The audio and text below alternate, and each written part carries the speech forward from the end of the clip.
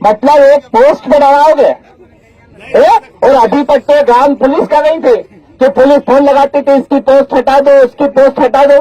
Police का काम ये है कि कानून व्यवस्था सुधारने का है। इतने बदनाम मत हो जाना कि ये थाने जाने से डरे लोग। वो तो बीजेपी में लाने का काम कर रही है।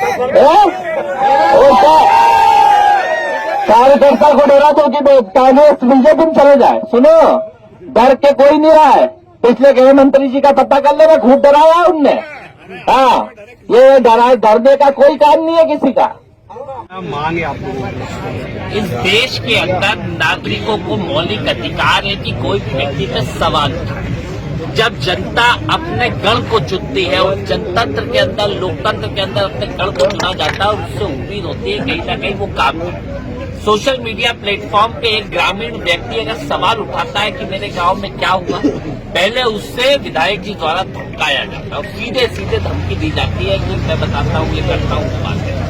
फिर जो आवेदन गया, एक फर्जी आवेदन दिलाया जाता, उस फर्जी आवेदन पे पुलिस प्रशासन जो तानाशाही की गुलामी के अंदर लगेगी, वो गुलाम के रूप में 151 धारा जो आजकल बदल चुकी है उसके अंदर, बीएनएस के अंदर, तो उस धारा को इम्प्लीमेंट करते हैं जिस धारा के अंदर कम से कम दोनों लोगों को प्रस्तुत होना चाहिए और ऐसी कोई लड़ाई हुई हो जिसके अंतर्गत शांति भंग होने का काम। ऐसी कोई धारा नहीं है।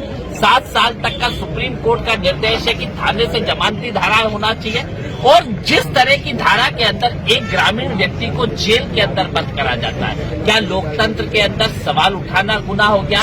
क्या लोकतंत्र और संविधान के अंदर जनता के जनप्रतिनिधि से जनता के सवाल की वो हो गई? इस देश में हर व्यक्ति सवाल उठाता है, बड़े बड़े नेताओं से सवाल उठाता है, पर क्या पुलिस प्रशासन इस गुलामी के अंदर लगा हुआ है? रोज चोरियां बढ़ रही है, रोज डकैतियां बढ़ रही है। अधिकारियों से डरा के बाद उनसे करने की जरूरत है जो किसानों की ट्रॉली नहीं तोड़ रहे। 500, 1000 रुपए, 2000 रुपए में ट्रॉलियां तोड़ रही है। थाने पे जाओ, 5-5, 10-10 हजार रुपए में जमानतें हो रही है। तहसील लूट के केंद्र बने हुए, पूरे क्षेत्र के अंदर अराजकता का माहौल है और जो इस अराजकता के खिलाफ बात उठाए उसको जेल में बंद कर दिया जाता है। अभी क्या मांगे इस मामले में? हमारी सीधी मांग है कि हमें तहसीलदार और ये बताए कि आपने किस धारा के अंतर्गत बंद कराया, तो हमें उसका जो कल वो दिया कि आपने कौन से उसके अंदर ऑर्डर के अंदर करा, कि क्या कारण से आपने उसकी बेल रिजेक्ट करी, हमें उसकी कॉपी दे। वो फिर हम हाई कोर्ट में लगाएंगे या फिर यहाँ से जमानत मिल रही। क्या हो रहा है कि जब तक कार्यकर्ता बाहर नहीं आएगा, जब तक एक नागरिक बाहर नहीं आएगा, उसकी लड़ाई करने के लिए कांग्रेस का एक कार्यकर्ता कमर कस चुका है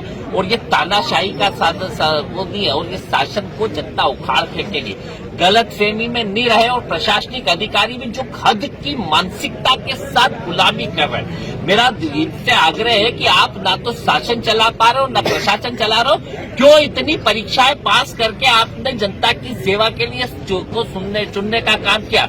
लूट और डकैती एक बड़ा गठजोड़ बना हुआ है जो माफिया तंत्र इस विधानसभा और प्रदेश के अंदर चल रहा है। वो अधिकारी जो रिश्तेदारों को लगा के उनके ऊपर इधर उधर के केसेस कराने में लगे हुए, जनता को डराने में लगे, एक माफिया तंत्र, भ्रष्ट अधिकारी और भ्रष्ट राजनेताओं की एक बड़ी गठजोड़ है जो सिर्फ भ्रष्टाचार करते हैं, डराते हैं, धमकाते हैं और लोगों के खिलाफ गलत कार्रवाई करने का काम करते हैं। फर्जी मुकदमे जिनने करें इनके खिलाफ भी हम कोर्ट के अंदर भी जाएंगे, हाई कोर्ट के अंदर भी जाएंगे। इस लड़ाई को आगे तक लड़ेंगे कि क्या इस संवैधानिक अधिकारों में क्यों रोका गया, जो जिनको अधिकार था कि तहसील को कि जब 151 सुनना चाहिए था तो दबाव में आके क्यों जेल भेजा गया और दबाव में जेल भेजा तो आज भी क्यों जमानत नहीं दे रहे और क्यों वो नहीं दे रहे जिसकी हम लोग बात कर रहे हैं। क्या लोकतंत्र और संविधान में जो सवाल कल विधायक जी ने उठाया था कि बताता हूँ क्या आजाद है कि नहीं, मतलब इसका मतलब ये आज देश को वापस गुलाम करना चाहते हैं। पर याद रखें ये देश संविधान से चला है, संविधान से चलेगा, क्योंकि बाबा साहब अम्बेडकर, महात्मा गांधी से जितनी नफरत करते हैं वो नफरत इनके शासन को चलाने में भी दिखती है।